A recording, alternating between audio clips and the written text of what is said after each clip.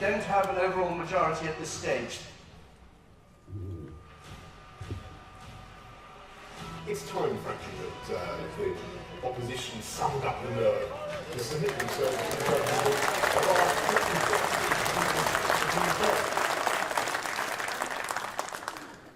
Now, in a few moments, polling stations across the United Kingdom will close, the voting will be over, and we'll be able to reveal the result of our exit poll. That's our first hint of the possible result. So, as Big Ben reaches 10 o'clock, we are standing by with those crucial exit poll figures. Here they are.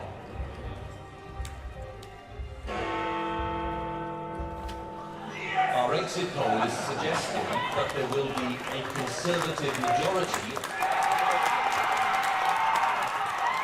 News if you're just joining us here on election 2019, at 5:08 in the morning, is that the Conservatives are now past the finishing post. They have won a majority in this campaign, and that is the formal result for us.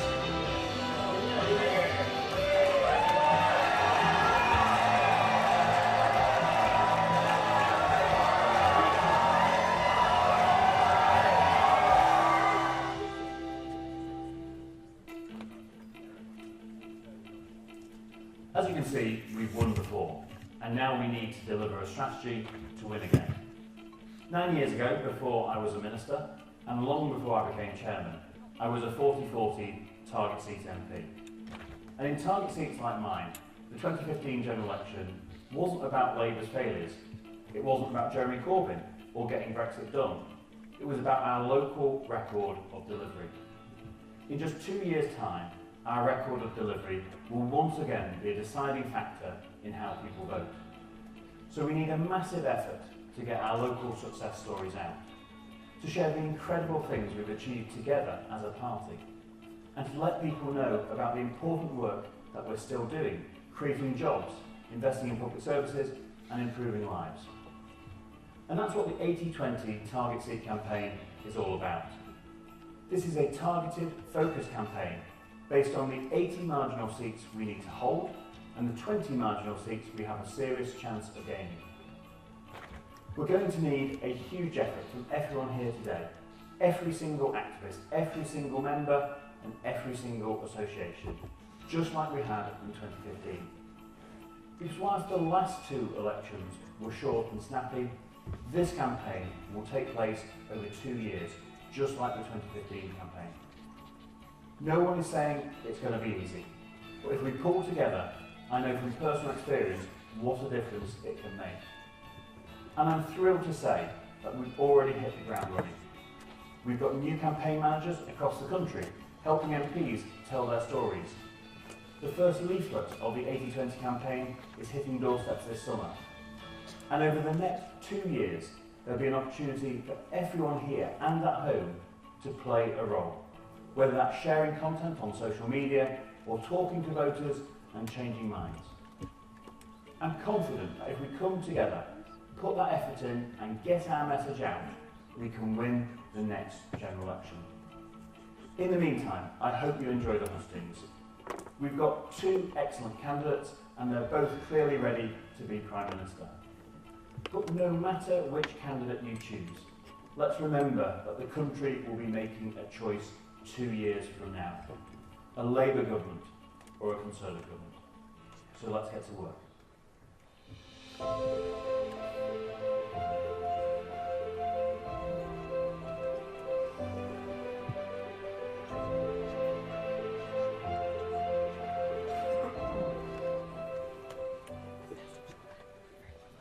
Hi, I'm James, the campaign manager for Bolsover.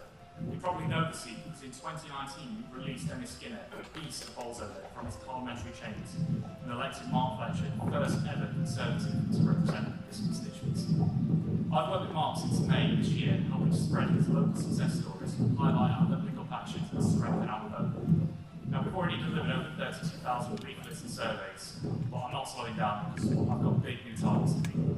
We need to recruit new canvassers, new deliverers, new activists to spread Mark's message, not just on the doorstep, but on social media as well. That's on top of running local issue campaigns, such as here in Blackwell with the speeding campaign for the A617, and organising community events.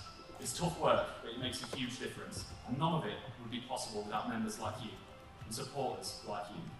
My position is funded entirely through donations, so every member, donor and supporter has the chance to play a massive role. Because although it's my job to grow the team here in Bolsover, campaign managers and successful campaigns rely on people across the country for support, whether that's knocking on doors or chipping in. So I hope that over the next 2 years, 80-20 candidates and MPs like Mark Fletcher can rely on you. Please welcome Chairman of the party in Wales, Glyn Davies.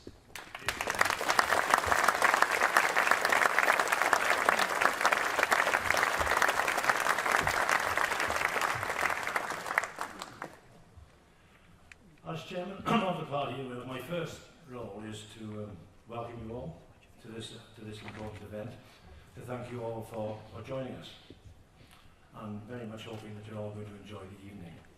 In Rishi and Liz, I know them both very well from my own time in Parliament.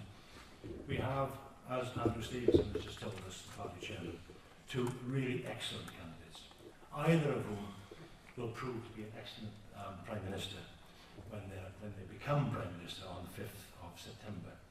Now, I'm looking forward to several weeks of informative, intense, sometimes debate, which on September the 5th will enable us all to come together as a team committed to winning the next general election, because that is really the aim of all of us in this room. And as Andrew said, we need to get to work to make sure that happens. Thank you. My final role is to hand over to the chairman of the party convention, Peter Booth, who's now going to come up to take my place. Thank you.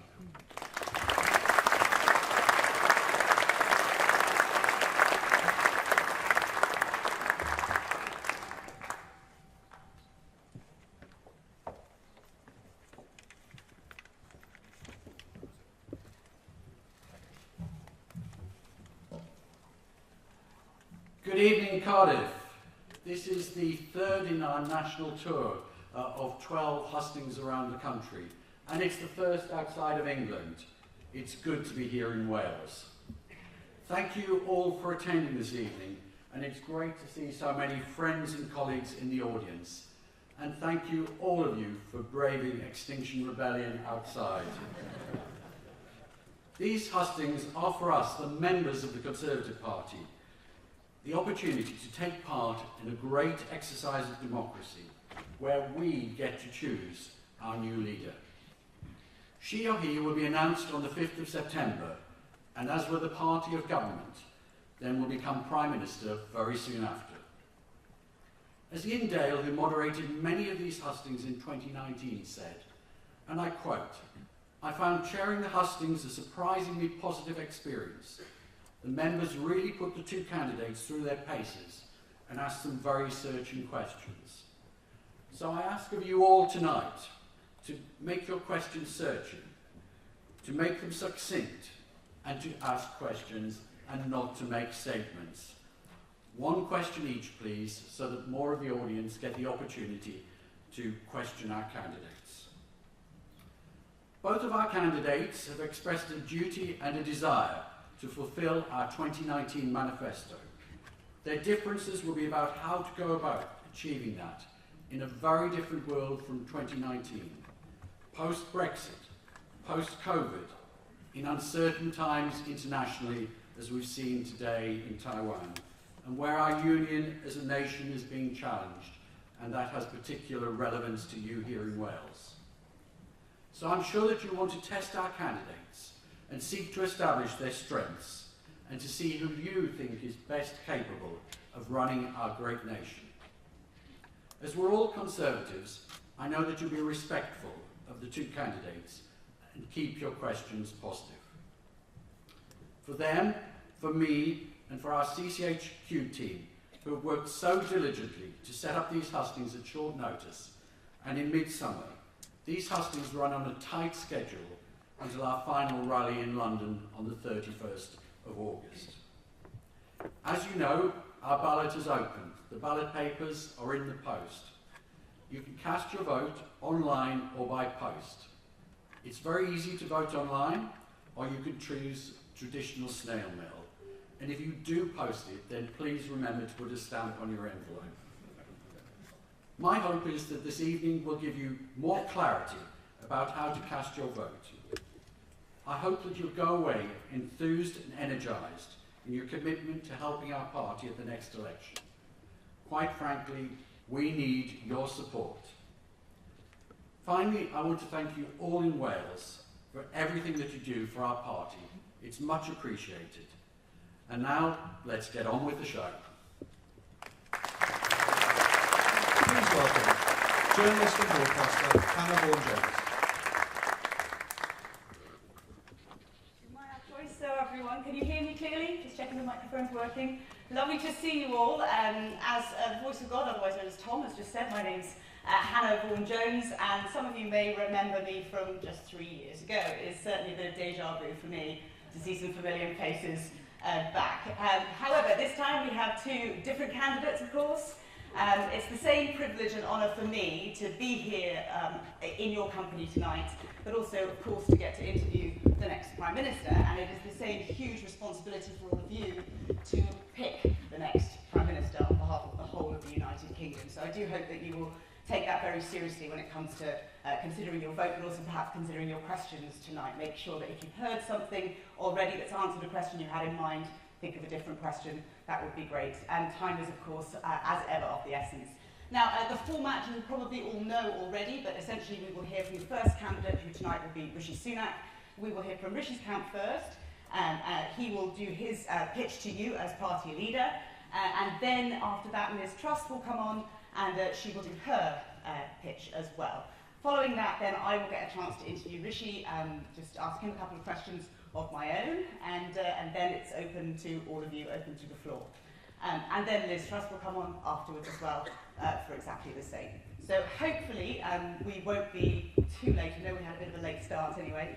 And in the interest of saving time, then I will stop talking and we'll hand over to the first speaker for Rishi Sunak. Please welcome former leader of the Conservative Party, Lord Michael Howard.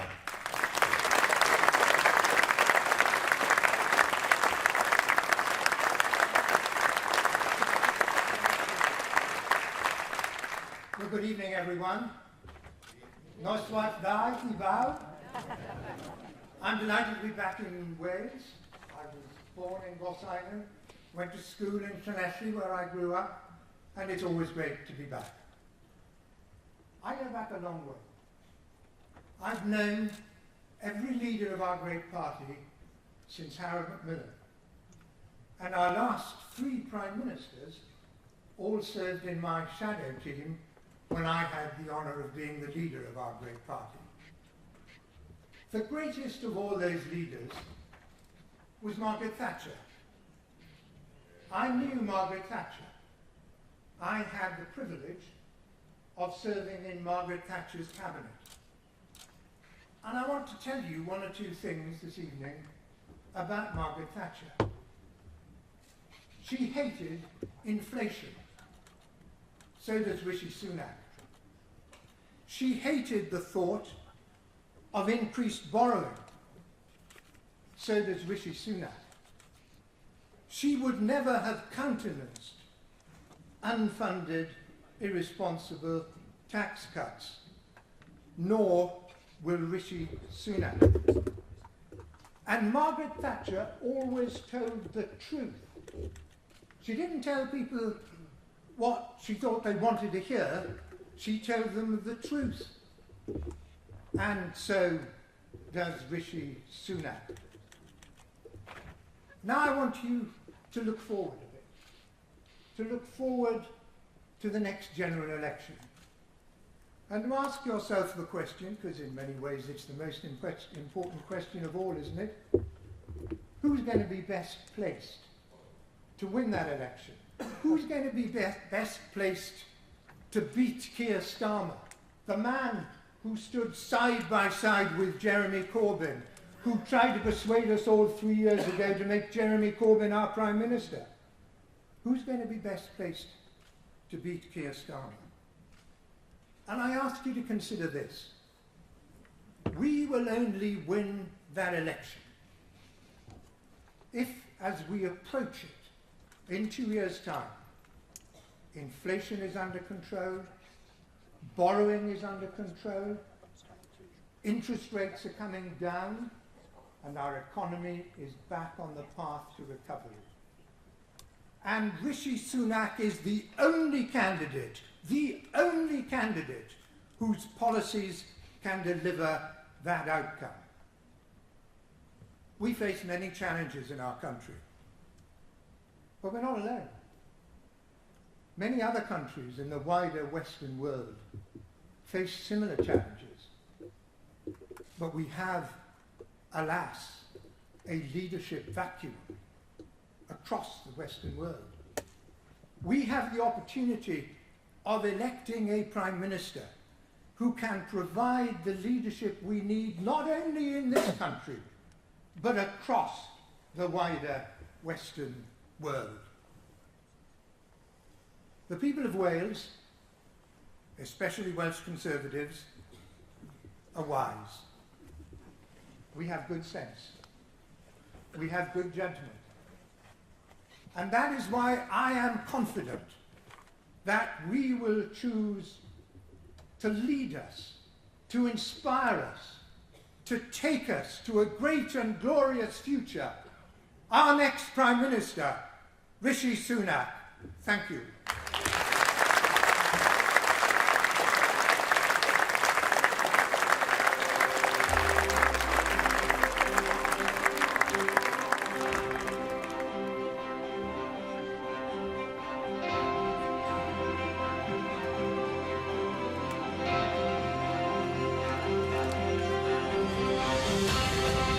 My values, traditional conservative values, are clear.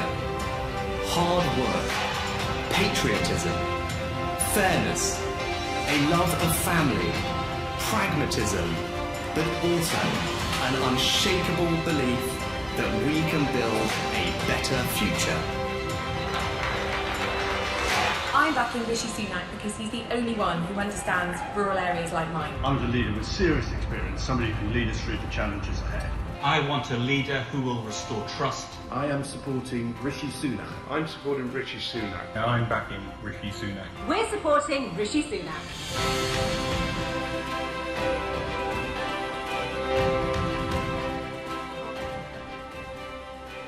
Please welcome Rishi Sunak.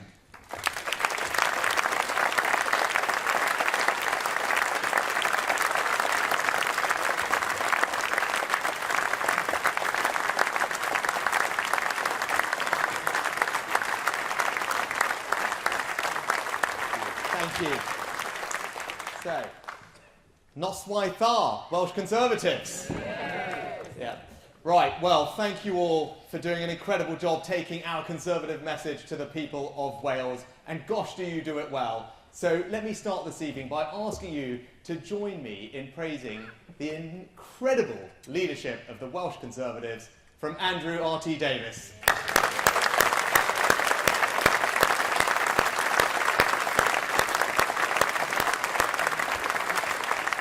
Now, it occurred to me this morning that Andrew R.T. Davies obviously took over from Paul Davies, and that was announced by Glyn Davies, who obviously took over from Byron Davies, which did get me thinking, if I just became Rishi Davies, maybe I'd have the edge here in Wales. But look, I'm standing here in front of you tonight for one very simple reason, and that's because our country, our United Kingdom, did something extraordinary for my family when it welcomed them here as immigrants 60 years ago and allowed them to build a better life. Now, I was raised with a few simple values. Firstly, that family means everything to me, because the bonds of family are far greater than anything any government could ever hope to replicate, and we must never ever forget that. Now, in my family, we prioritised hard work as the best way to forge ahead. My dad was an NHS GP. My mum ran the local chemist in Southampton, and I spent all my time working in her shop and out and about, delivering medicines for elderly patients who couldn't come in. I also did her books, her accounts, her payroll every month, and saw the power of a small business like that to provide jobs and opportunity in our local community. And for my parents, the way that they thought they could build a better future for their 3 children was simple, and it was through education. And I passionately believe that the best way that you can reduce inequality in society, the best way that you can spread opportunity, indeed the best way that you can transform lives, is to ensure that the birthright of every child is a world-class education. Something the Welsh Labour government ought not to forget.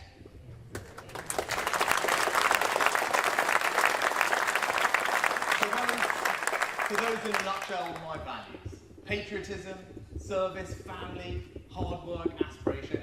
And I'm sure, looking out at all of you, that they are your values too, and that's because they are conservative values, and mine is an entirely conservative story, and that's why I want to be your leader and next Prime Minister, to put those conservative values into action to build a better Britain, just as this country allowed my family to provide me with amazing opportunities. I want to do the same for everyone, your children and grandchildren, and make sure that they have the same amazing opportunities too. So how are we going to do that? Well, we need to restore trust, we need to rebuild the economy, and we need to reunite the country. Now, restoring trust starts with honesty. And as you can see in this leadership contest, I have not taken the easy road, because I believe our country does face some serious challenges, and I want to be straight with all of you and everyone about what it's going to take to fix those. Now, even though that doesn't make my life easy, I believe it's honest, and that's what leadership is all about. But you also restore trust by delivering on the things that you say that matter to people. And that's why I've set out a bold plan to properly reform the NHS, so that we can stop talking about how much we put in and focus about the healthcare that we're getting out. And whilst I'm doing that, I'm going to call out the fact that in spite of receiving 20% more funding, here in Wales, waiting lists on the NHS are the worst in the United Kingdom. And that's why we need to kick out the Labour government and give the people of Wales the NHS that they deserve.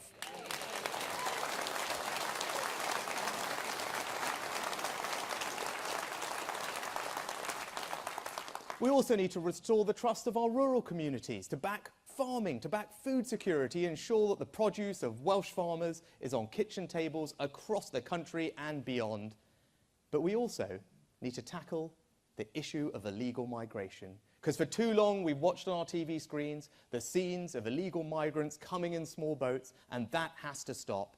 I've set out a bold plan, a radical plan, and under my leadership we will finally grip that issue, restore trust in the system, and take back control of our borders. Now, when it comes to rebuilding the economy, I don't need to tell all of you what the #1 challenge is. You know, and that's inflation. And we've seen this story before. We know that inflation is the enemy that makes everyone poorer. It erodes people's hard-earned savings and pensions. It pushes up mortgage rates. Now, of course, I'm going to help people with the cost of living. That's what politicians should be focused on right now. Not spending millions of pounds increasing the number of politicians in the Welsh Senedd.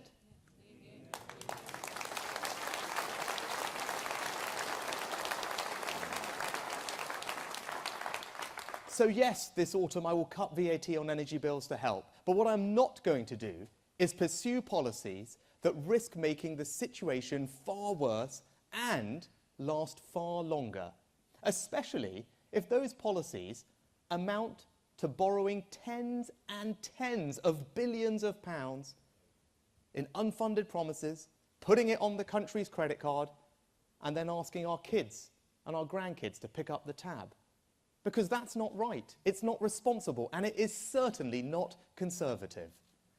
Now, I am going to cut taxes, and I've set out a plan to radically cut the basic rate of income tax by 1/5 over time, because as a Conservative government, I want to make sure that people's hard work is always rewarded and they have more money in their pockets. But we are going to do that responsibly. We're going to do it by being controlled with public spending, and we're going to do it by growing the economy. And this autumn, I'm not going to stick with the failed corporation tax policy of the past. I'm going to do something radical and different and reform business taxation, cutting taxes on investment and innovation so that we can get the jobs and the growth and the productivity that we need. I'm also going to invest in infrastructure, because that's how you grow the economy. And we need to call out this other Labour policy of not building any more roads for what it is, an act of enormous economic self-harm, and the people of Wales deserve better.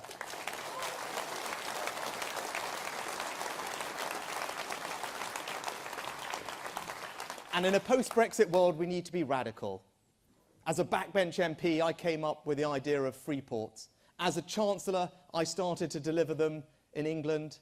And as Prime Minister, I want to ensure that we have not just one, but 2 free ports here in Wales, attracting jobs and investment in the industries of the future, including hydrogen and, of course, nuclear in North Wales.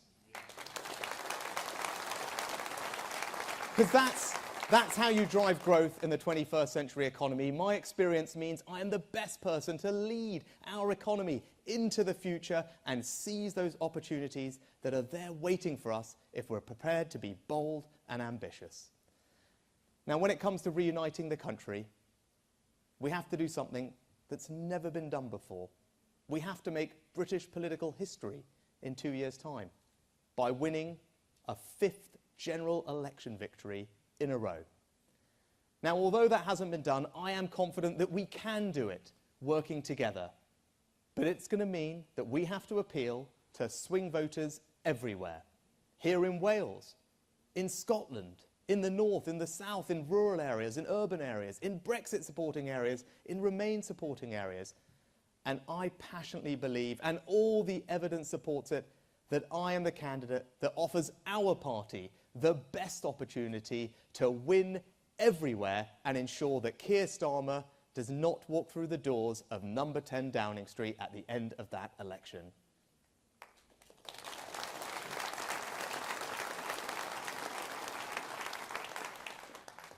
And in conclusion, let me just say this. You saw me as Chancellor at the beginning of the pandemic act boldly, radically, ripping up the rulebook, acting competently to protect millions of jobs across the country, to save businesses, to ensure that we kept our economy resilient through one of the biggest shocks that we had faced. And I promise you that as Prime Minister, I will apply that same urgency, that same energy, that same grip and radicalism to tackling all of our problems, reforming public services, growing the economy, tackling migration, putting in practice those conservative values of hard work, of aspiration, of hope that we all hold dear to build a better Britain. But more than that, I promise you all this. I will give you my everything, my heart and my soul, everything I've got, to ensure that each and every one of you here tonight can always feel enormously proud of the Conservative government that I will be privileged to lead. So I humbly ask for your support, not just to be your next party leader, but also the next Prime Minister of our great country. Thank you. Thanks very much.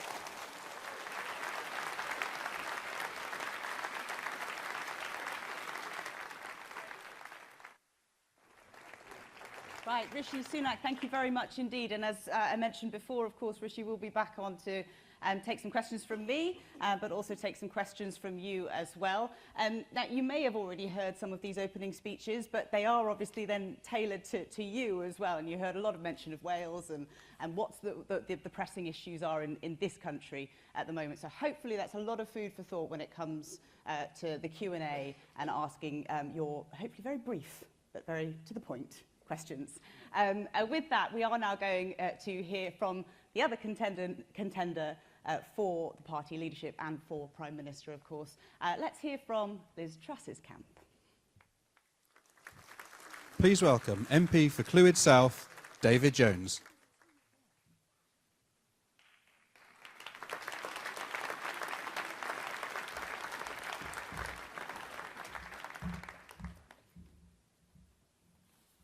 Well, noswaith dda, gyfeillion.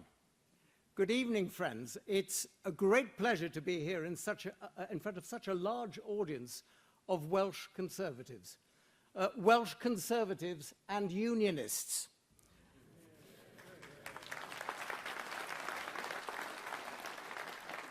And tonight we're here to play our part in the important selection process for the next leader of the Conservative Party and the next Prime Minister of our country, the United Kingdom, of which Wales is such an important part. And it's my great pleasure this evening to be here to introduce the person I believe to be the best qualified to lead our country, to lead our party, the excellent Liz Truss. Because I believe that Liz is a person with a strong record of delivery in government and a clear vision for the future of our country. She, above all others, has seized the opportunities that Brexit presents. It was Liz, when she was International Trade Secretary, who pursued new free trade deals around the world, deals worth billions of pounds to British businesses, spreading prosperity right across our country. And it is Liz, I believe, who will spread that prosperity still further. She will, for example, create new investment zones, including here in Wales. She'll expand the Shared Prosperity Fund, so helping Welsh communities who have been so badly let down by the Labour government here in Cardiff, and by improving the important transport links with the rest of the United Kingdom, because Liz understands that Wales's place within our union, the greatest union in the history of the world, is all important. And under her leadership, it will continue to be the most important union in the world. Now, as Foreign Secretary, Liz has shown strong, effective leadership. She has supported President Zelensky and the people of Ukraine against the aggression of Vladimir Putin and the Russians. She has given strong warnings of the dangers of Chinese communist expansion. And she has stressed and supported the Commonwealth, the largest group of free democracies in the world. And as Prime Minister, she will ensure that this country continues to pursue its important world leadership role. So, yes, I do believe that Liz is the person with the big picture vision. But she is also very much a down-to-earth person. She understands the problems that ordinary people, including here in Wales, are having just at the moment, with the cost of living, which is a huge worry for so many of us, so many of our friends, so many of our neighbours. Many people who simply don't know where the money will come from to pay the next gas or electricity bill, how they will be able to fill up their cars to get to their place of work.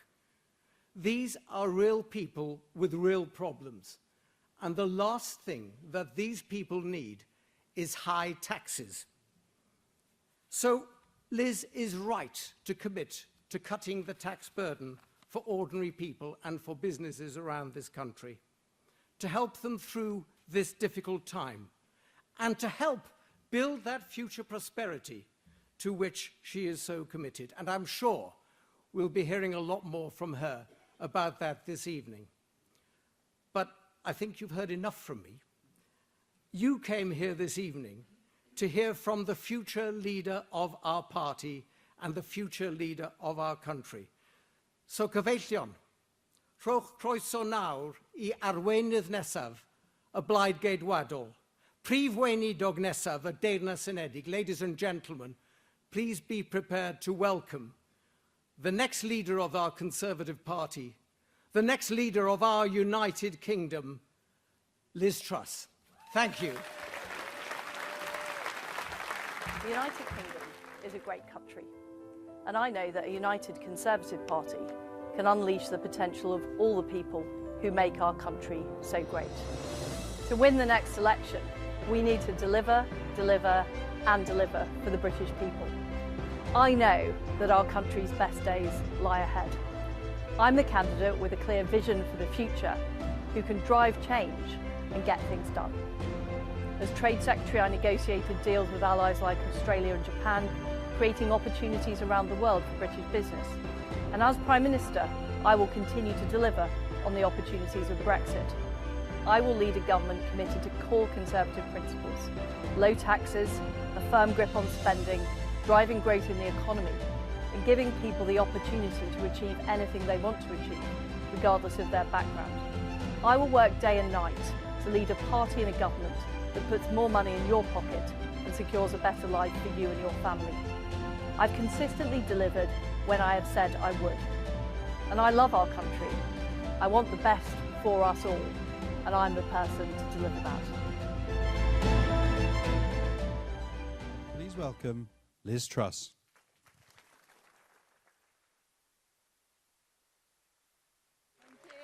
Thank you.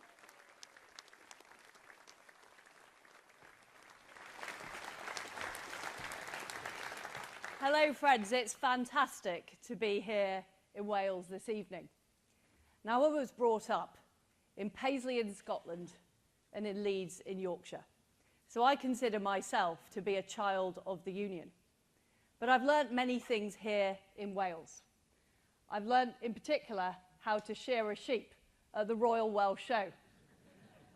And what I've also done as a Cabinet Minister is fought for the interests of Wales. As Trade Secretary, I got the tariffs removed on the Airbus wings produced in Broughton, helping secure jobs for the future in the UK's largest manufacturing factory. And after 25 years of British lamb being banned in the United States, I got the lamb ban lifted. And my friends, in September last year, raised the issue specifically in the White House with President Joe Biden. And straight after raising the issue, the ban got lifted. And that is what I am prepared to do on behalf of our country, because I care about every part of the United Kingdom. I want people to have opportunities. I want people to be successful. And I believe we can be an aspiration nation. Whichever background you're from, whichever parts of our great nation you're from, you should have the opportunity to succeed. But the reality is we face difficult times at the moment. We've got the economic crisis following COVID. We've got the appalling war being prosecuted by Vladimir Putin in Ukraine. Now is not the time for business as usual. We need to do things differently. We need to be bold. And that is what I would do. I'd have a plan to get the growth rate in our economy up. First of all, by getting rid of all the EU laws still in our statute books by the end of 2023. Rules on procurement, rules on investment, because I want to unleash enterprise and opportunity. I'd reverse the national insurance rise that was put in earlier this year, because I thought it was wrong to put on taxes on ordinary people when we didn't have to. I'd also have a temporary moratorium on the green energy levy to cut people's fuel bills from day one. I'd also keep corporation tax low so we can attract investment into our economy, and we know how important investment is into Wales, in the pharmaceutical industry, in the aerospace industry, right across the Welsh economy. Because I think having the same corporation tax rate as France and being 10 points ahead of Ireland is not going to help us grow the economy. But we need to do more. We need to help level up our country. And you know that there are parts of Wales where it's very difficult to get a mobile phone signal. It's very difficult to get broadband. It's difficult to get on a train that goes anywhere very fast. And in particular, North Wales has been left behind. And what I want to do is change the Treasury funding formula. So we don't put all the investment in areas that already have it. We put the investment into places that have been left behind and need that help and need that economic growth. I'd also set up low-tax investment zones to attract investment into this area. I'd back our farmers, and I'm delighted to have the support of the NFU President, Myrick Raymond, and we worked very well together when you were NFU President and I was DEFRA Secretary. And I want to see our fields full of crops and livestock. I don't want to see them full of solar panels and other paraphernalia. We have a food security issue in Britain, and we need to make sure our farmers are farming, not filling in forms and doing red tape. And as well as boosting our economy, we need to stand up to Vladimir Putin in his appalling war in Ukraine. I'm proud that we were the first country to send weapons to Ukraine in Europe. I'm proud that we have put tougher sanctions on Russia than any other country in the world. But we need to do more. The fact is the Western world was caught napping whilst Vladimir Putin was advancing. That's why we need to increase our defence spending to 3% by the end of the decade. And of course, I don't need to tell this audience that that will have huge benefits for the defence industry here in Wales. We also need to stop the small boats and the illegal immigration in the English Channel. I worked with Priti Patel on the Rwanda policy. I want to extend that to more countries. And I will make sure in the British Bill of Rights we are legislating so we can't be overruled by the ECHR.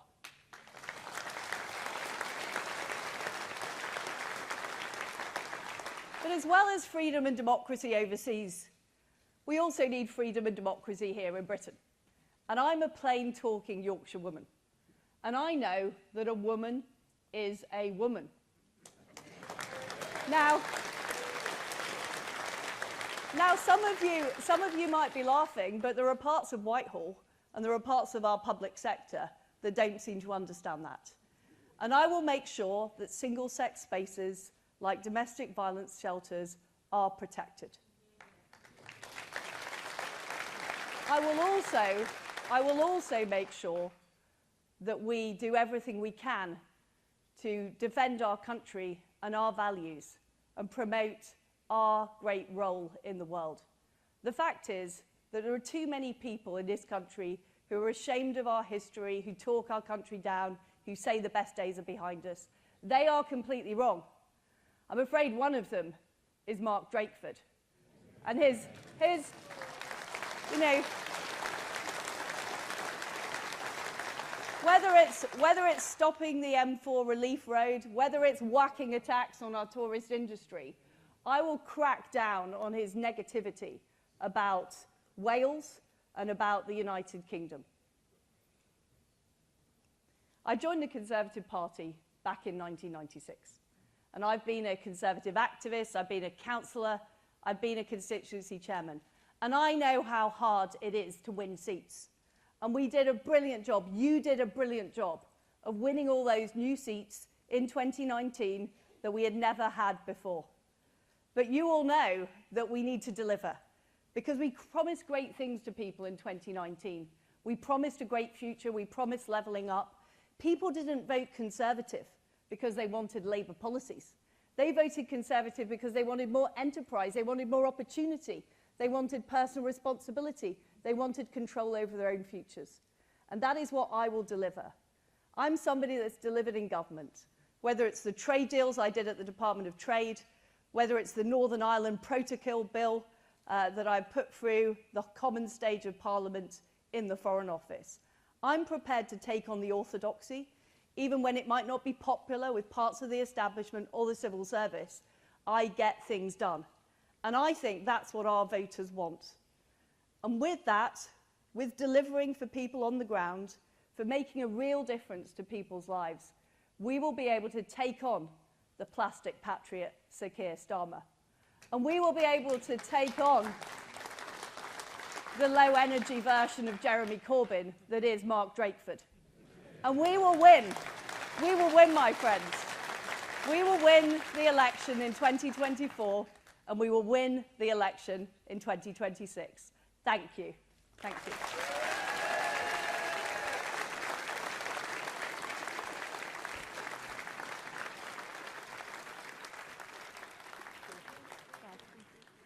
Okay, it's my turn.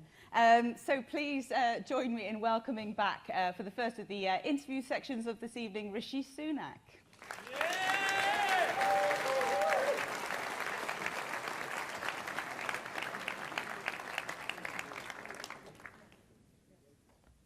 Hiya, Rishi. Hi, Hannah. Good to see you. You too. Right. Tax. Let's go straight into it, shall we? Sure. It's been a bit of a confused picture. You went from no tax cuts to some tax cuts, but not for some time. Do you accept that you could have been a bit clearer about what you want to do? No, because I think there's two separate things going on here, and my position is I think, consistent, clear, and, as I said in my speech, honest. Now, I think the response to dealing with inflation right now is for us to be careful. I don't think launching on a spree of unfunded promises costing tens and tens of billions of pounds is a sensible thing to do. I think it risks making the situation worse, risking it lasting far longer. But also, it just means, as I said, all we're doing when we do that is putting lots of borrowing on the country's credit card. We're asking our kids and our grandkids to pick up the tab. So I don't think that's right. I don't think that's fair. What I do want to do on tax is the following. Over time, I want to make sure that we deliver a lower tax economy.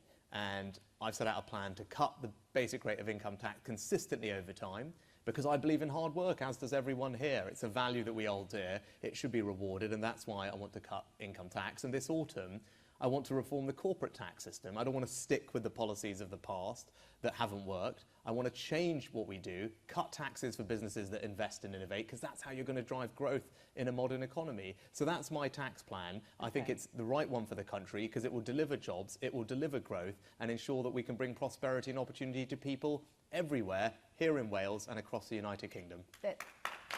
There's been some quite dire polls out for you over the last couple of days. With that in mind, and considering tax again, will you abolish inheritance tax?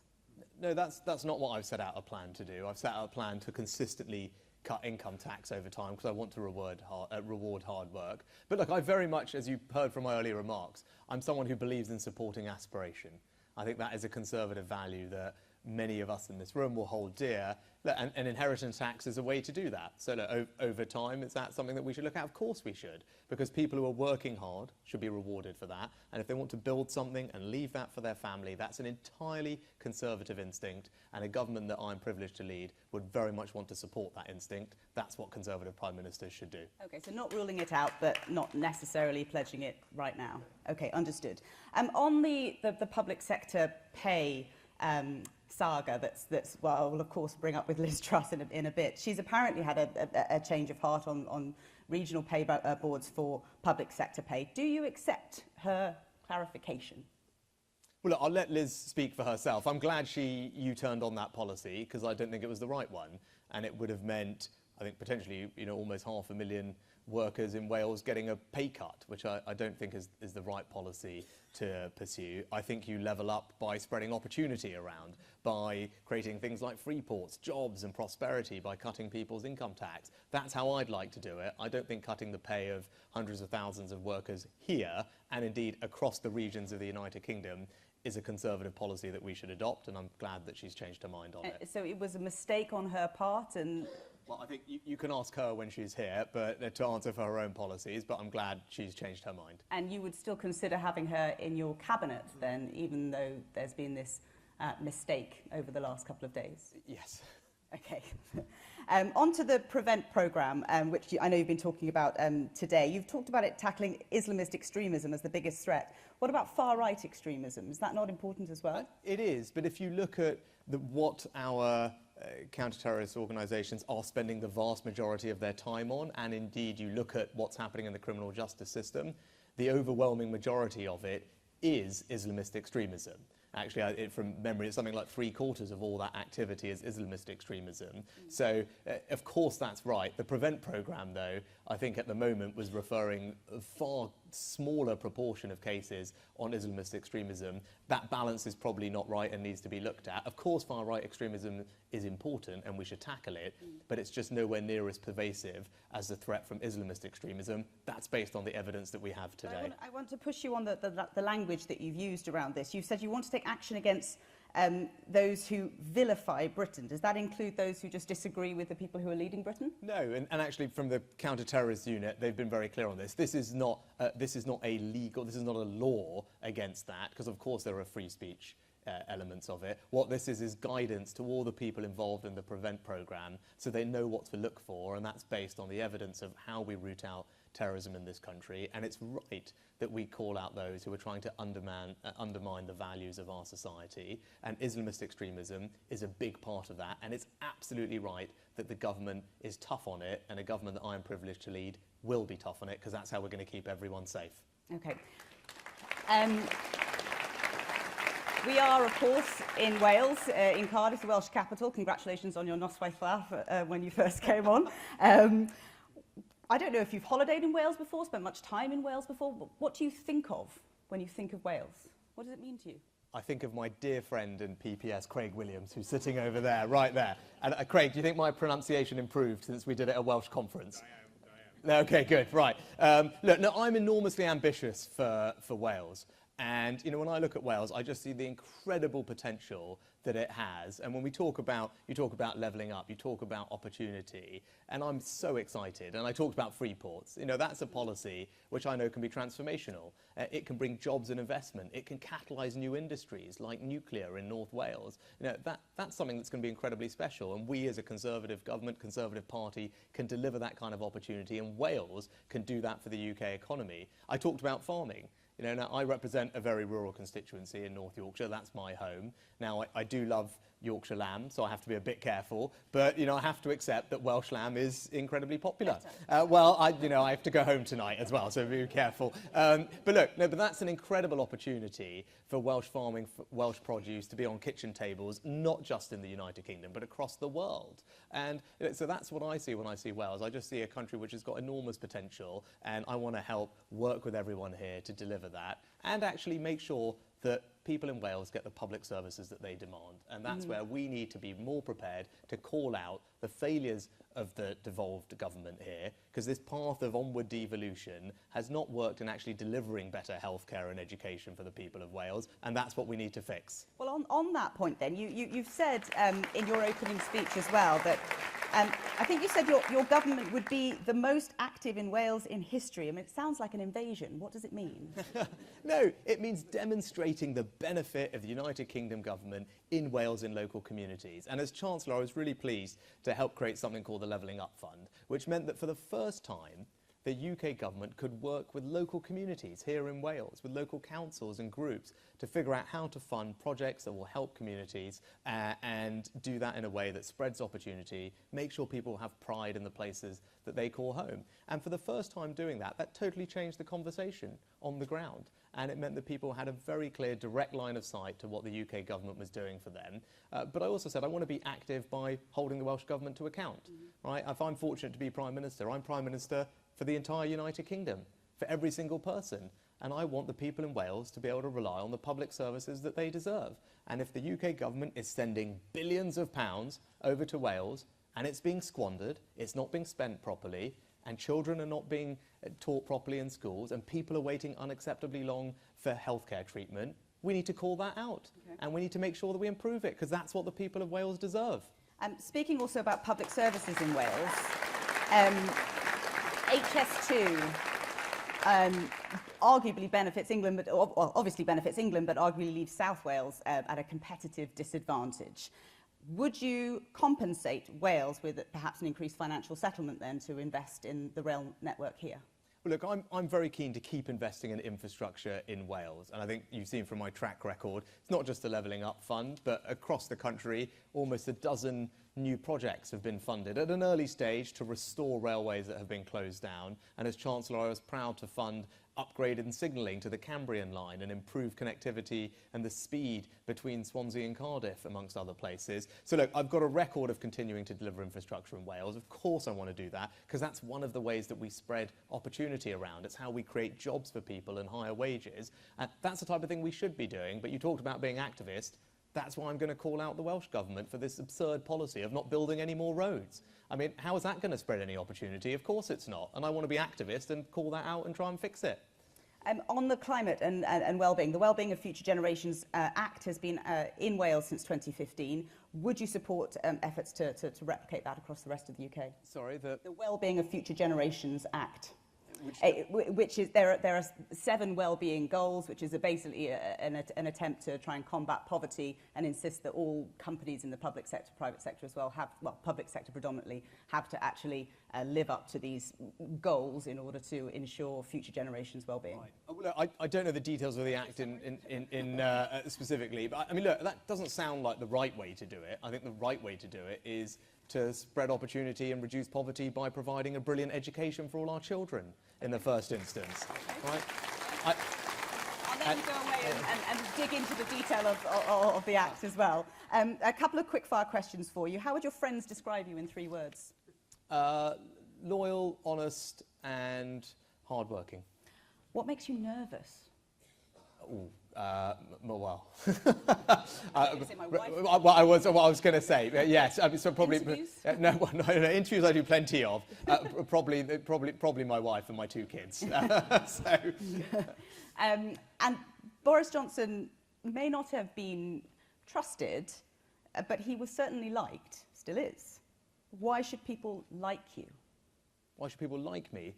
Well, look, people can make their own judgments on me based on my actions over the past couple of years, right? And, you know, I'm wanting to be everyone here's Prime Minister, leader of the party, to run this country.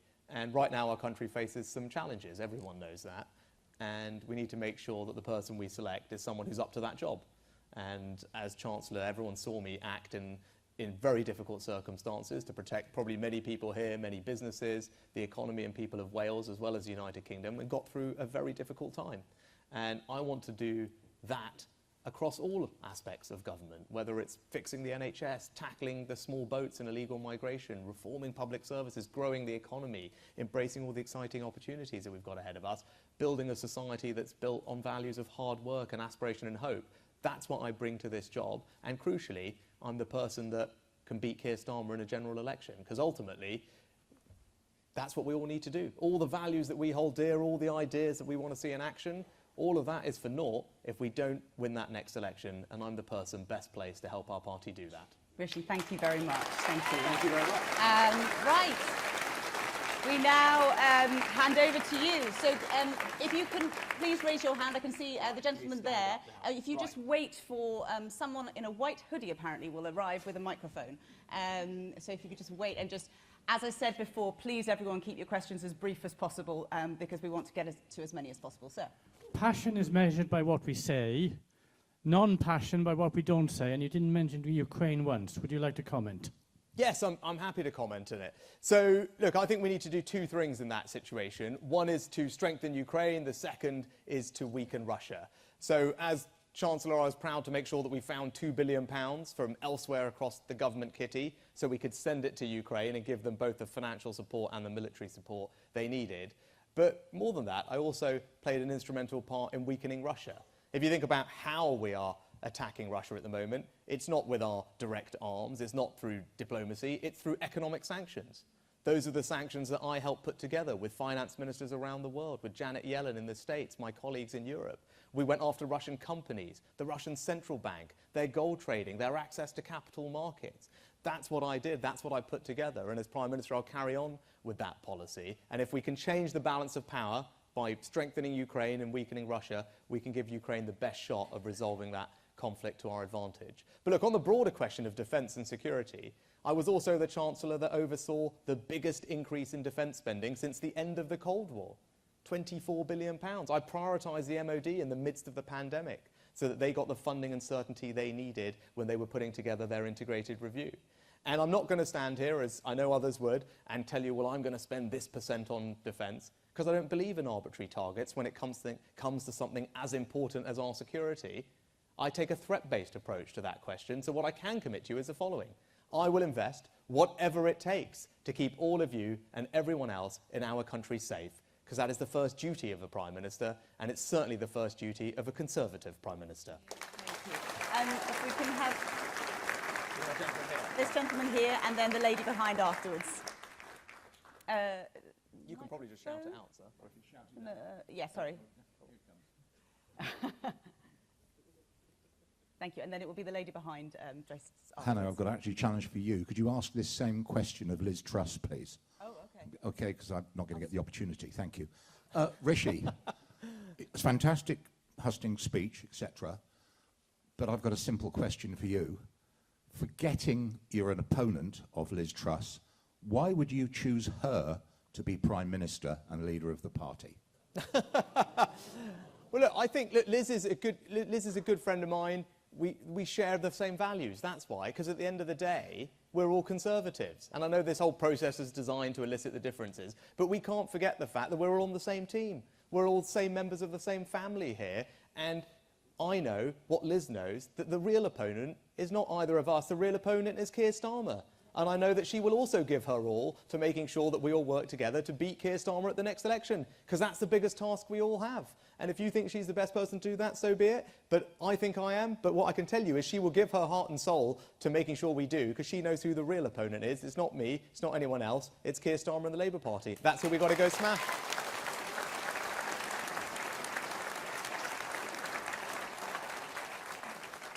Rishi, what are your proposals for cutting the size of the Cabinet Office, which currently stands at 10,020, and for ensuring that civil servants return to their desks? Yes.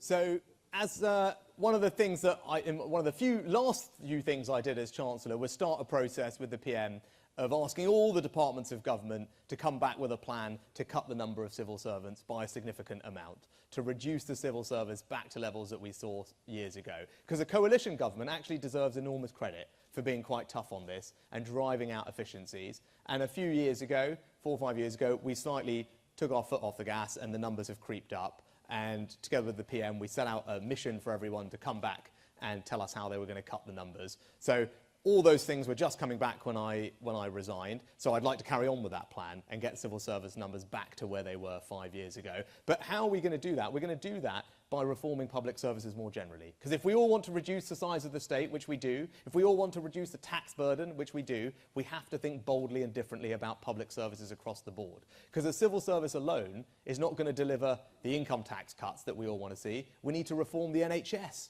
if we're going to do that, because it's the NHS that's swallowing up more pounds of everyone's here, and if we don't grip it and reform it, we will never be able to get the tax burden down. And that's why I want to be bold and radical on that, which is why I set out a plan to tackle this issue of missed appointments. Because for too long, millions and millions of hospital and GP appointments go missed. And that's a waste, and it's not wrong, and people are abusing the system. So if we can try and change that, change behaviour, be tough on those, make sure that people cancel those appointments in advance. Do you know what we've done?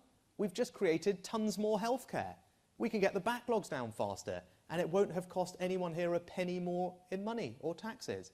So that's the kind of radical thinking we need, not just on civil service numbers, but across the public services. And I will bring that different type of thinking, because I want to get the tax burden down, I want to get the size of the state down, and I've got a plan to deliver it for you. I'm sorry. Did that answer your question? Oh, it's just one question. I'm sorry. We just need to get to there's so many other people with their hands up. Apologies, and perhaps you can get your question to Rishi afterwards. The gentleman here in the lovely jacket. Thank you. I don't know. Can you hear me all right? Yes, we can. I'm delighted you've got. You say you have a strategy to tackle the small boats coming across the channel, which is getting completely out of hand.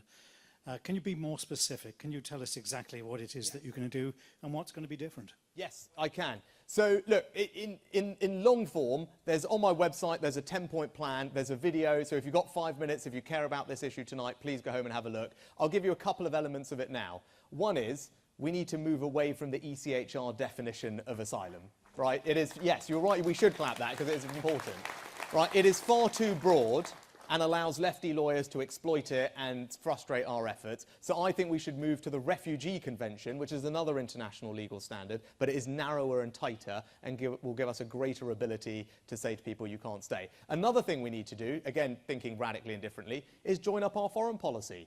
Because at the moment, we have this slightly absurd situation that we'll go and talk to a country about signing a trade deal with them and giving them access to our market. We'll even go further and say, actually, here's some aid from our aid budget to help you. And whilst we're doing all of that, we slightly neglect to say, oh, hang on, can you take back your failed asylum seekers? That doesn't sound right, does it? So we need to join up our foreign policy so that these countries that we're doing other things with have to agree to take back their failed asylum seekers. But look, go look at the plan. In a nutshell, though, I am prepared to do whatever it takes, legal changes as required, to get the Rwanda policy working, to get control of this situation. I believe my plan will do it. I will deliver it for you. Because yes, we're a compassionate country. We welcome people like my family, but we did that fairly and legally. And it's right that everyone does it that way. We must have control of our borders, and that's what I'm going to deliver. I'm working my way around the room, and I'd like to come to the lady here, second row back, with the dark hair. If you might, yes, yeah, if you mind standing up, please. Thank you. So we can tackle inflation by constraining demand or increasing supply. So what would you do to increase supply of renewable energy so we can bring down cost of energy? Will you be bold enough to scrap the embargo of wind, onshore wind in England? So, yes, in a nutshell. We've already said that we are open to do that, where we can do it with local communities, right? Now, that has proven difficult, but I think actually with the different economic incentives, it might be possible that we can get that to work. We also, ditto, could look at that with fracking, by the way. So that's another thing where, again, if we can do it with local communities, we should look at it. But we can do a couple of other things. I talked about the free ports that I want to bring to Wales. The first one that we set up in Teesside. Offshore wind manufacturing is going gangbusters. GE are investing there and creating jobs because that's a growth industry for us. If we can crack small modular reactors, North Wales is a place where you could do that alongside the big plants. That's how we'll increase homegrown supply of energy. But we can also do something else in the short term. We can make sure that we insulate homes better, because there's a lot of government money and it's not well spent at the moment. And if we can help people with their loft insulation, their cavity wall insulation, temperature controls, relatively simple things that don't take very long, that don't cost a fortune, we can actually save people 300 quid off their energy bills and improve our energy security by reducing demand. But I'll do one other thing on the supply side while you're asking. Yes, we need to increase the supply of energy, but there's another area of our economy where we're tight, and that's the labour market. And right now, it is unacceptable that there are more people claiming unemployment benefit than there are job vacancies in the economy, right? That can't be right. There are more now than there were before COVID.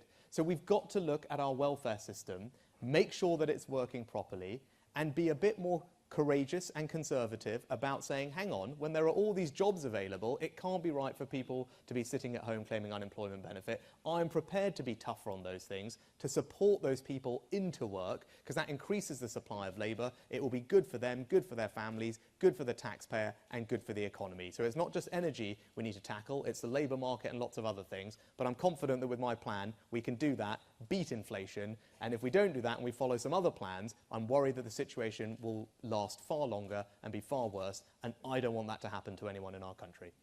Gentleman with the blue shirt, if you would stand up, please, and just wait for the microphone. Thank you.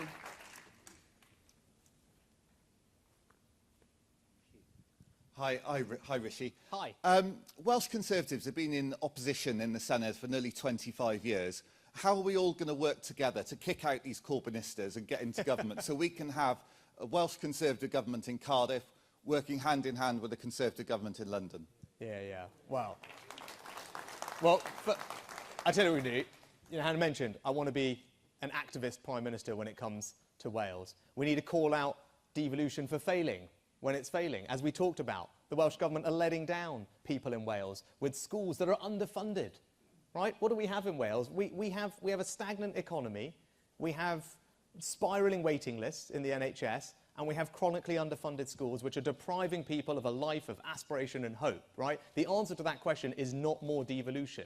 The answer to that question is calling out the Labour government for what they're doing and having the UK government do more, right? So that's how we're going to start changing that. We're going to start calling it out. We're going to start holding them accountable. We're going to be a more active presence in Wales delivering for people. That's how I think we can work together to solve this problem. And the good news is, you guys have already made an incredible start, right? If you look at I know the local elections were difficult, but that was because of what was going on elsewhere. You know, when you guys in the last couple of elections, you have absolutely smashed it. Look at all the new colleagues we have in this room that weren't here that many years ago. We can build on that momentum that you have created, working properly with a government in the UK bit that is supporting you, that's backing you, that's doing interesting and creative things. And the most important thing we have to do in all of that, I'm going to do everything I can to support you, but we're going to listen to that man there because he knows what he's doing. He's got a plan, and I'll be delighted to work with him and back him. Thank you, Andrew. We've only got time for 3 more, hopefully. But the lady there with the patterned dress or top on. Rishi, both yourself and Liz have spoken about pensions and poverty. You were the Chancellor, Liz was the Minister for Women and Equality, and then we have Teresa Coffey, who was pensions. As we stand now, we have the 1995 Pension Act and the 2011 that impacted 3.8 million women, where their pension was extended by maximum 6 years. Many meetings, the last meeting, big meeting, was with the Ombudsman. I'm getting there. It's crucial because there's some numbers for Rishi. You might not know the detail. The Ombudsman last July, the 20th, determined that the Department of Pensions had actually given maladministration on several counts. If you're aware of that, we've lost a year now of any action being taken for these 3.8 million women, of which 220,000 have already died. So if you become PM, will you put that on your list of to-do to fix this major, long-standing issue for the women? Thank you. Right. Madam, are you talking about the WASPy situation? Right. Fine. So, look, I'm going to be straight with you. I can't promise you that I'm going to resolve that situation. Yeah. No, and so I just want to be straight with you about that. It has been through all the procedures that you're familiar with, and I've been part of a government that signed off on all of those. As Chancellor, I did. I can't promise you I'm going to suddenly radically change my mind on those, and I know that's not the answer you want, but I'd rather be honest with you. But what I can tell you is that I absolutely believe that pensioners should have dignity in retirement, that we should support them. That's why with the cost of living that I know is tricky for pensioners, they're most affected by cold weather. We know that from a health perspective, and they don't have the means to increase their incomes as easily.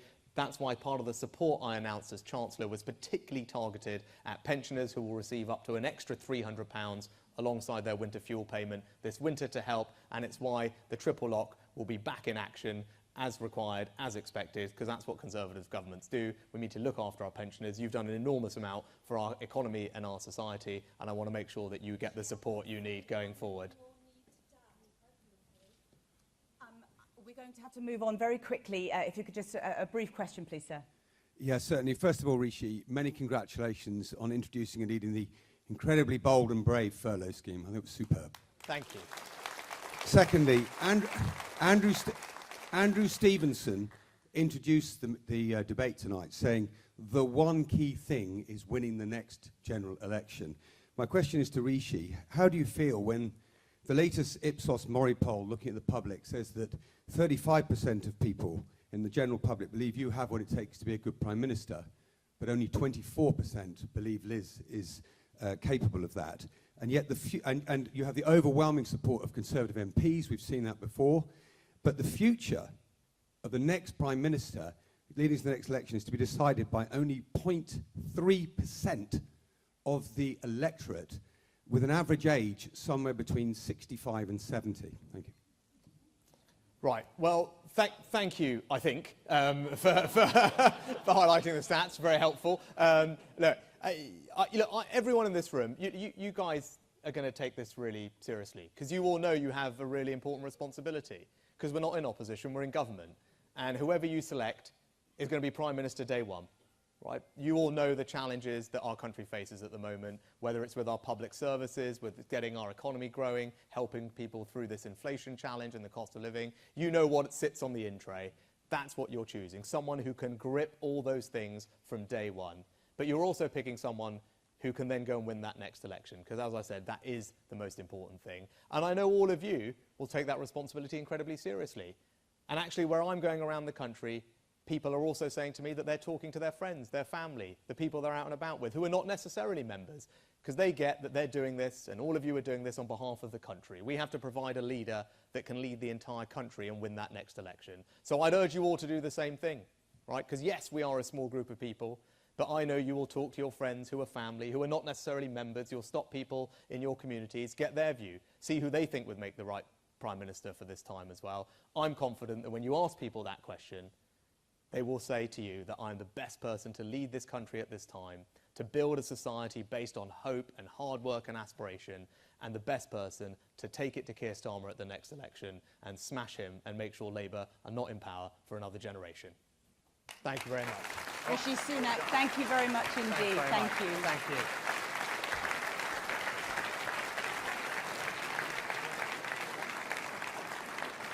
Now, while we await the second contender, obviously Liz Truss, I just want to remind you all, thank you all so much for those really thoughtful questions. And I know that some of these questions are hugely emotional and important. I'm sure that the Conservative team around here will be able to take note of your questions and get them to the candidates as well, and get them to the teams if you want to have a more thorough answer, shall we say. We're just so restricted with time, but thank you so much.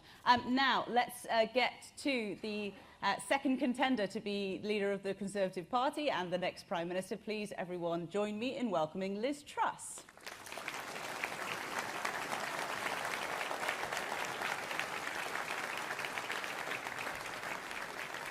Don't trip up in the heels. Hi, good to see you, Liz. Thank you. Please have a seat.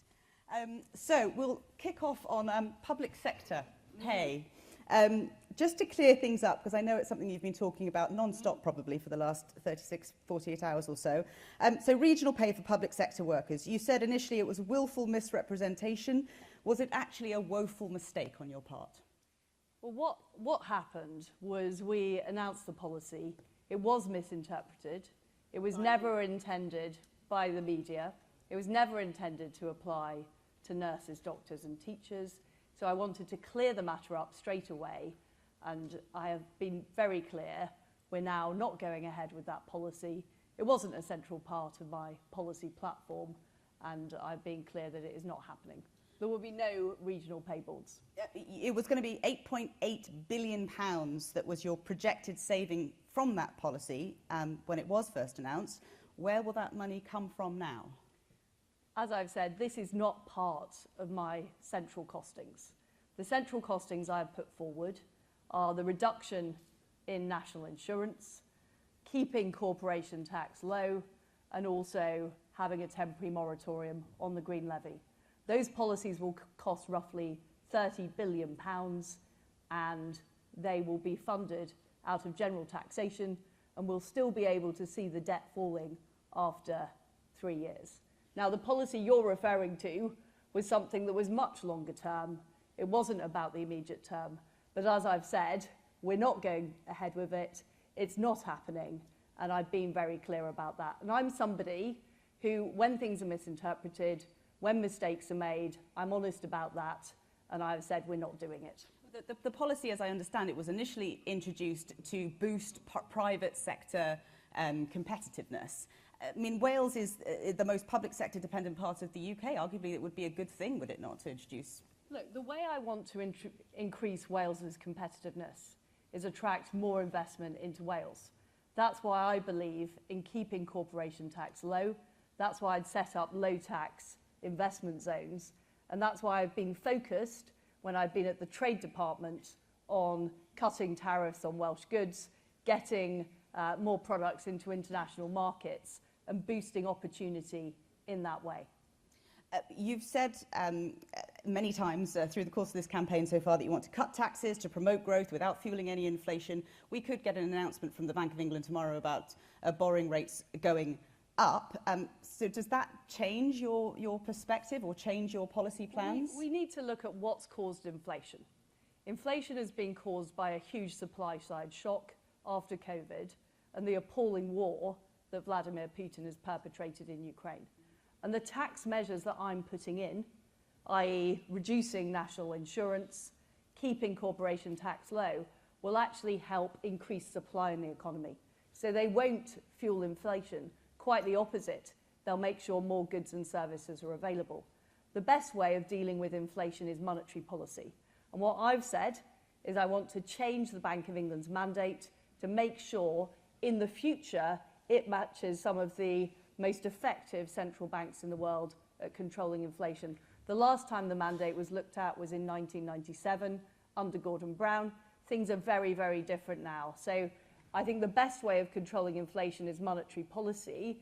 But what is simply wrong at this time is to be putting taxes up on ordinary people when they're struggling to pay their fuel bills, they're struggling to pay their food bills, and reducing a tax that was increased in April is not inflationary, it is helping people with everyday costs. Various pay review bodies have proposed an increased public sector pay, that's across the NHS, teachers, police, etc. In order for the Welsh Senedd to deliver on that, they would presumably need more money here. So would you increase the financial settlement to Wales? Well, there are consequentials through the Barnett formula that deliver for Wales. And it's important that that is followed through on. But of course, the National Health Service is under the Welsh government, and that's the right way of organising things. But would you increase the funding allotment? Well, it automatically follows through the Barnett formula. When extra money is allocated in England, it follows through to Wales. Okay, so that's a yes. Well, it's automatic. Yeah. We're in Wales. What does Wales mean to you? Have you visited Wales much? What do you think of when you think of Wales? Well, first of all, I think of the fantastic food. And as you might have heard earlier, I'm a huge fan of Welsh lamb and Welsh beef and the fantastic feed that's produced right across Wales. I've been on holiday to Wales a lot. Horse riding, outward bound, all that kind of thing. Beach holidays as well. And it's a great part of the United Kingdom. And I guess I think of all the famous people from Wales like Shirley Bassey, who I'm a huge fan of. One of my favourite songs is Goldfinger. Oh. I love the James Bond theme tunes. Very good. I'm not going to ask you to name Welsh rugby players. I thought you were going to ask me to sing Goldfinger. No, I've been getting ready. I've been getting ready for that. Everyone would welcome a rendition. Of course they would. But no, we won't do that. Some people have heard it. You've already spoken about Mark Drakeford. Would you ignore him in the same manner that you intend to ignore Nicola Sturgeon? I think it's a very different situation in Scotland and Wales, because what's happening in Scotland is the entire resources of the Scottish government are being used to run essentially an independence campaign. And I think that is grossly irresponsible. The Scottish government are not delivering for the people of Scotland. They are simply spending their time, and Nicola Sturgeon is spending her time agitating for independence. And the point I was making is the UK government should be doing what we're doing, which is delivering for the people of Scotland, whether that's driving jobs and investment in Scotland, whether it's delivering a strong foreign policy and defence policy that protects the entire United Kingdom. That's what we should be doing in Scotland. I think the issue in Wales is different. The problem we've got in Wales, and I mentioned Mark Drakeford earlier, is that the opportunities that are being brought forward by the UK government are not being taken up, like the M4 Relief Road, which would actually generate new jobs and growth here in Wales. Or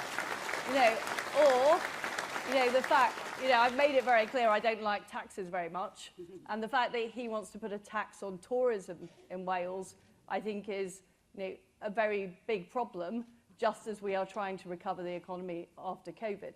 And what I would do is I would want to work with Andrew Davies and the team at the Senedd to make sure that together we have a very strong plan to challenge Drakeford's record in Wales, and Labour has been in power for 20 years, but also to challenge what Labour are doing across the United Kingdom and what Keir Starmer is doing.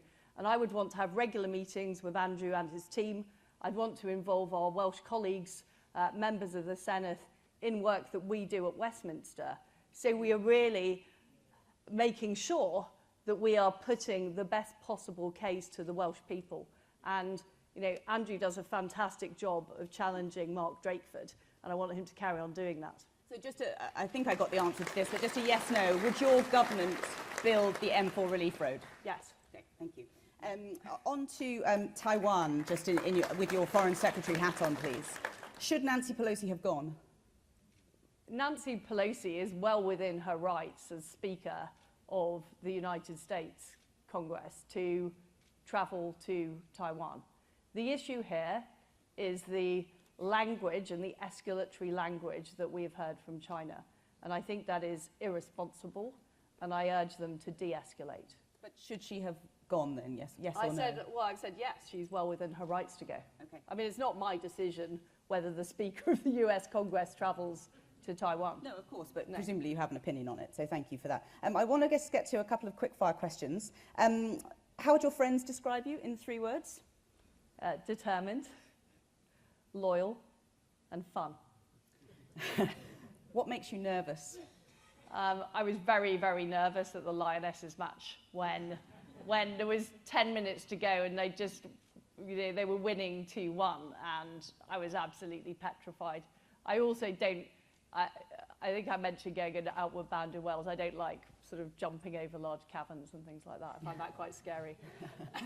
There's one of the final questions to your opponent, Rishi Sunak, was the fact that it seems, at least, according to some polls, that you're very popular within the party membership, but the general broader British electorate are less convinced that you would be able to take on Sir Keir Starmer. Why do you think you would be a better candidate than Rishi Sunak at the next election? I don't think that is the evidence we're seeing. In fact, I think there was a recent poll showing that I would be a more popular Prime Minister than Keir Starmer.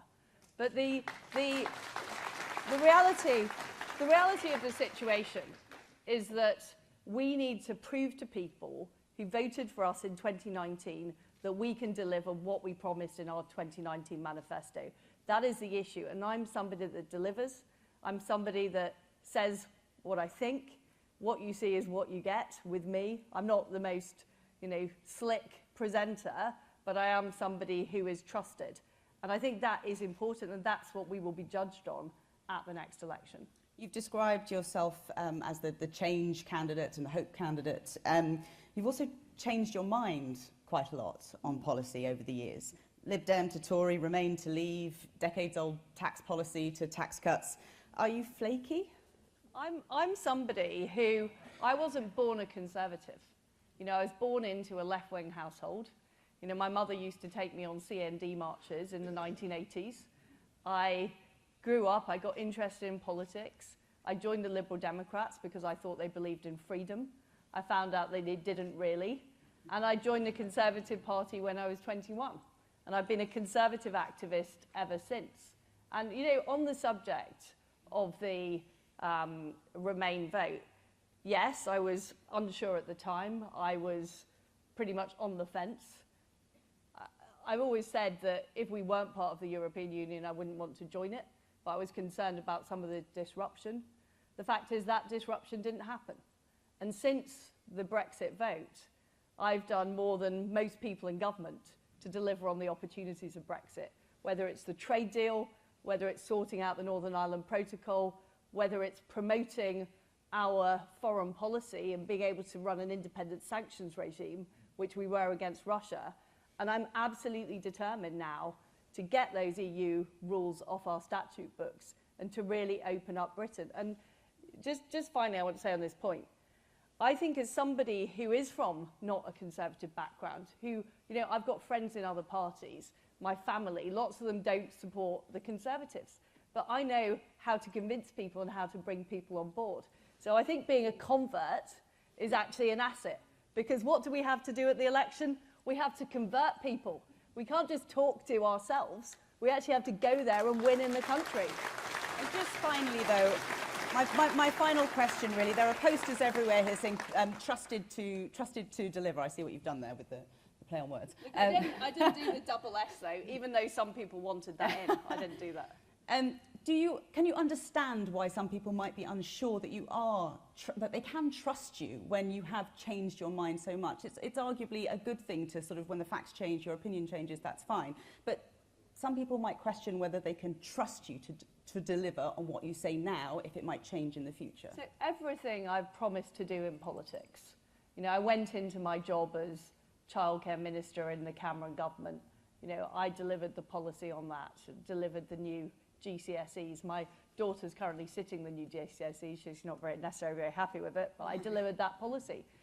As Environment Secretary, I delivered the response to floods, and I worked to open up these opportunities for farmers across the United Kingdom. In trade, people said we couldn't get the trade deals done.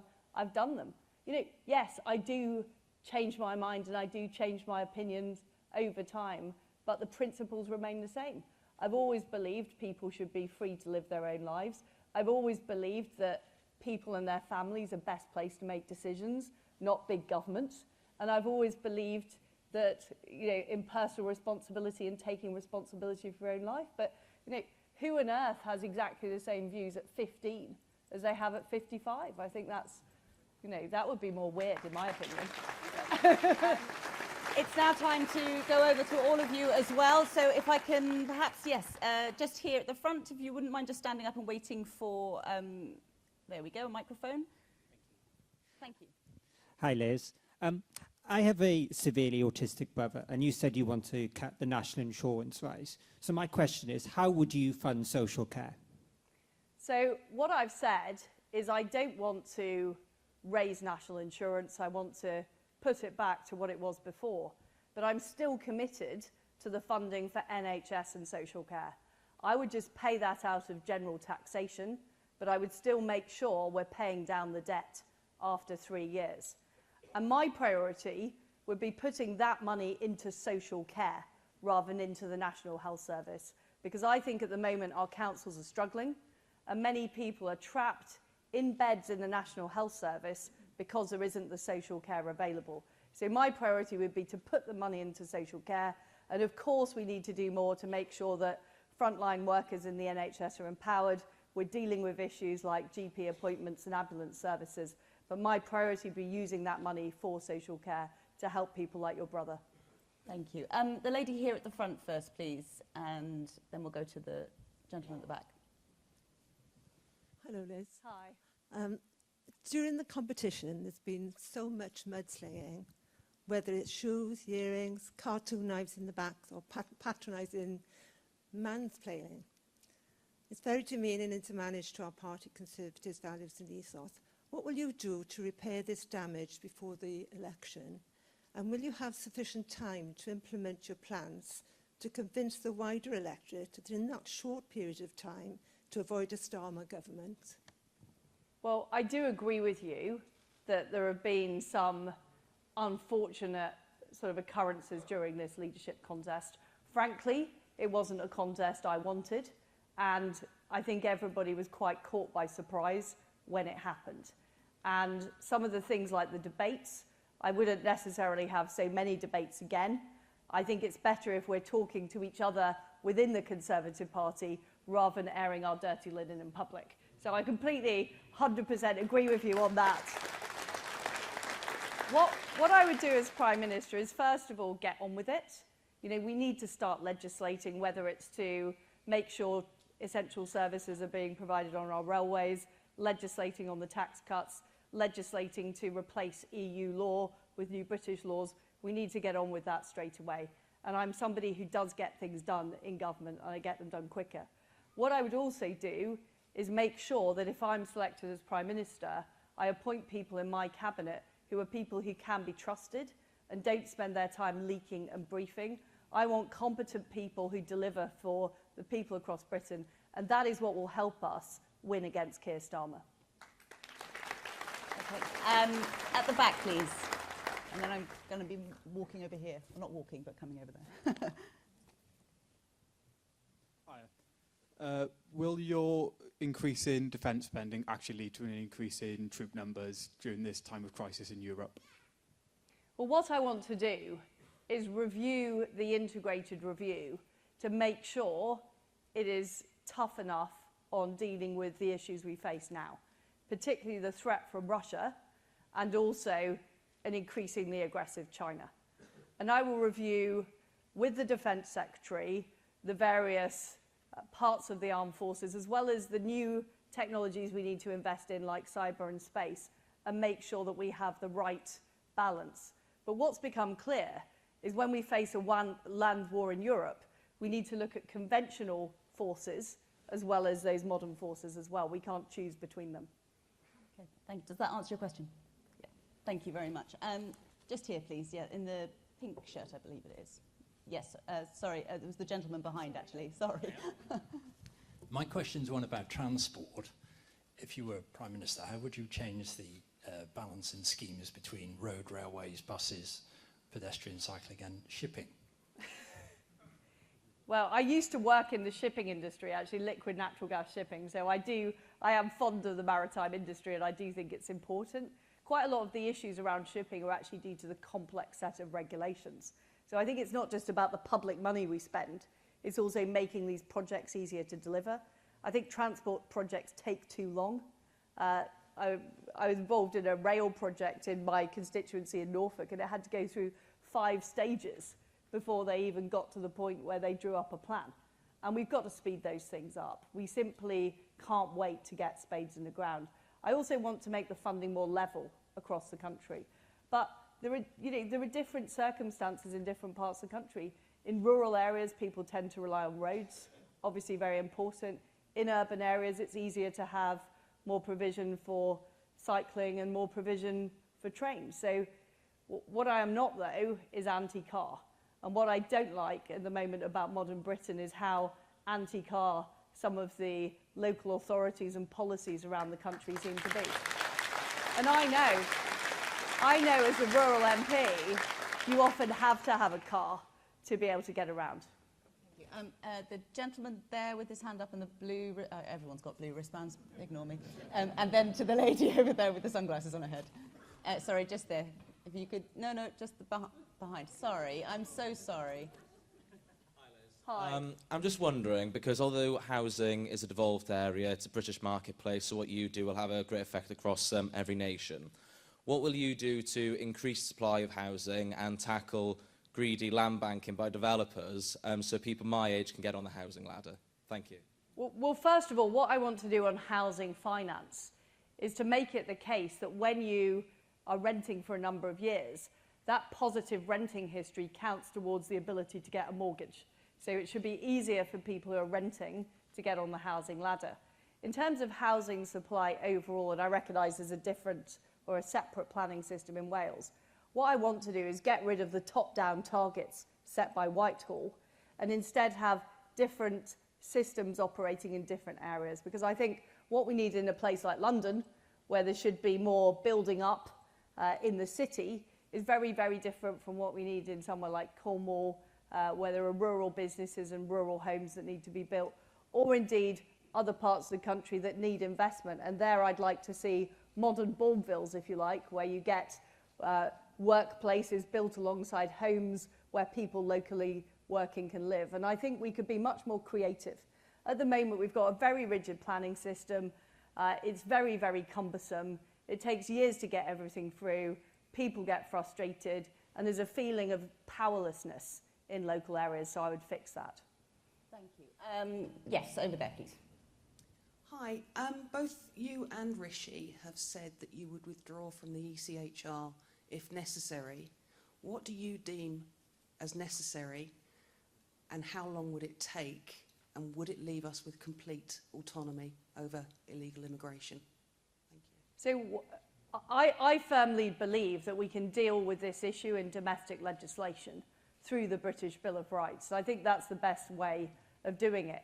I also believe that there's more we can do to reform the way the ECHR works. But my view is that by making the right changes to domestic legislation, we will completely be able to run our own border policy effectively. We'll be able to run the Rwanda policy. And that's the important principle for me, is being able to run that policy successfully without what's happening at the moment, which is when illegal migrants get on a plane, they then get on their phone to the lawyer, and we're not able to persuade them to leave the country. So it's fixing that problem is what's important to me. There's a gentleman there in a dark grey blazer who's had his hand up for about 20 minutes, so I don't want it to fall off.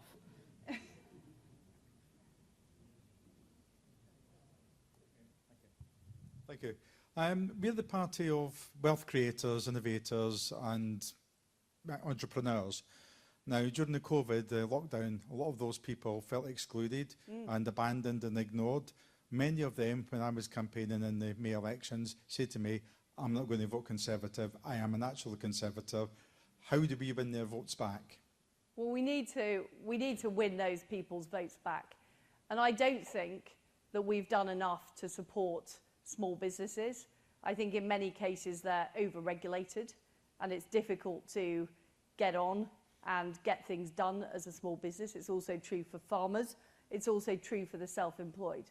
And there is an issue with Treasury orthodoxy that wants everybody to be employed and has gradually made it harder and harder to be self-employed in the tax system. I would want to review that, along with a general look at the tax system. I'm concerned, for example, about business rates and how they affect small businesses as well, so that we get a simpler tax system that's fairer.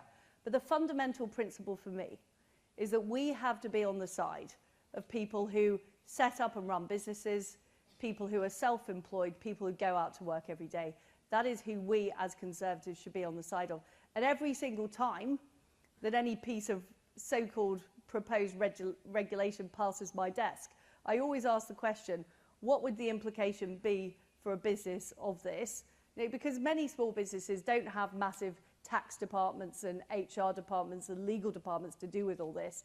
They end up filling out the paperwork themselves. So we have to be absolutely rigorous in removing that regulation and not allowing new stuff to emerge.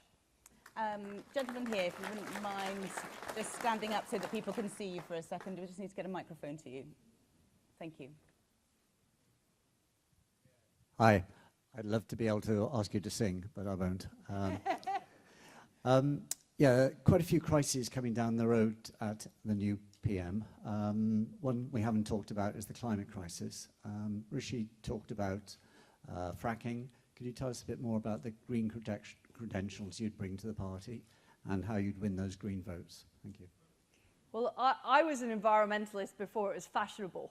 I was campaigning in the 1990s to protect the ozone layer. And if you remember at the time, it was Margaret Thatcher who led the charge on that, signing the Montreal Protocol.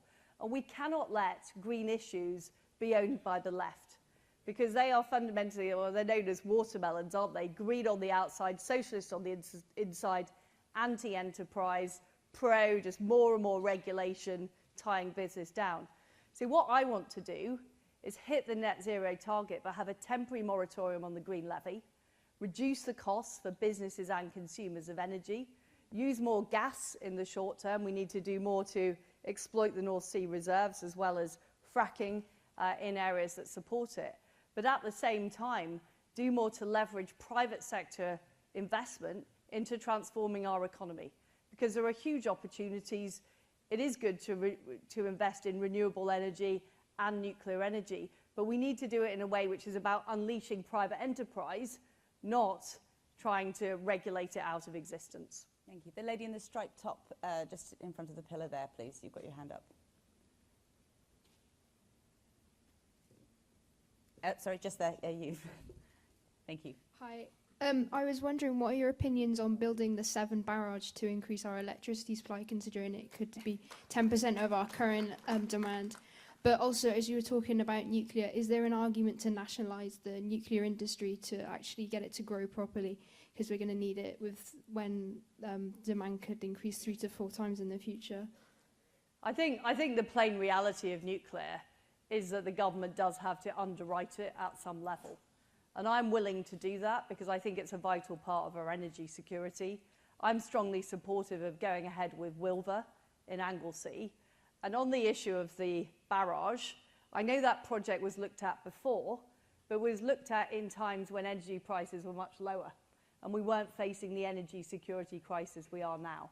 So I'd certainly look at that project again as Prime Minister to see if it stacks up and see what we can do to make it happen, because we need a wide variety of energy sources. I talked about gas as a transition fuel. I think nuclear is important. I think renewables are important as well. So we have to do all of it. And frankly, we're making up for lost time.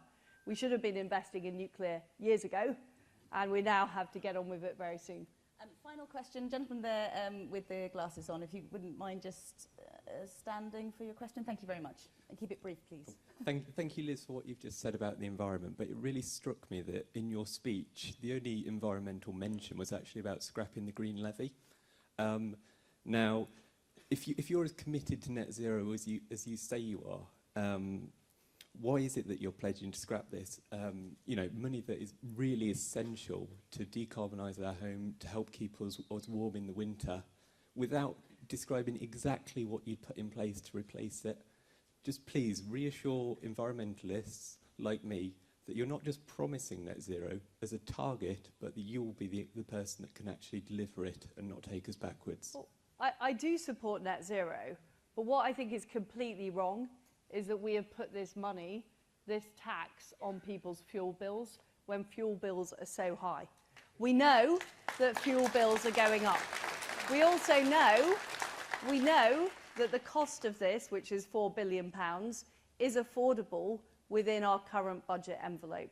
So I think our priority at the moment should of course be reaching net zero, but I want to do it in a way that unleashes private sector investment, not in a way that punishes ordinary people who really are struggling at the moment to pay those fuel bills. Okay, thank you very much, Liz Truss. Thank you. Lovely Thank to see you very you. much. Thank you. Thank you. Round of applause, please, for Liz Truss. I'm very, very sorry to the gentleman here. I didn't get your question in. I apologise. It seemed a bit unfair to leave tonight with a kind of like, why would you vote for Rishi? But thank you all very, very much indeed for your participation. I know that there are still vacancies for online registration. If you still need to make up your mind and need to hear more from the candidates for future hustings as well, I think there's about a dozen more to go or something like that. So plenty of opportunity to still hear from them, if you can bear it, that is. Thank you so much for your company this evening. Diolch yn fawr, noswaith dda, and nos da, everyone. Thanks.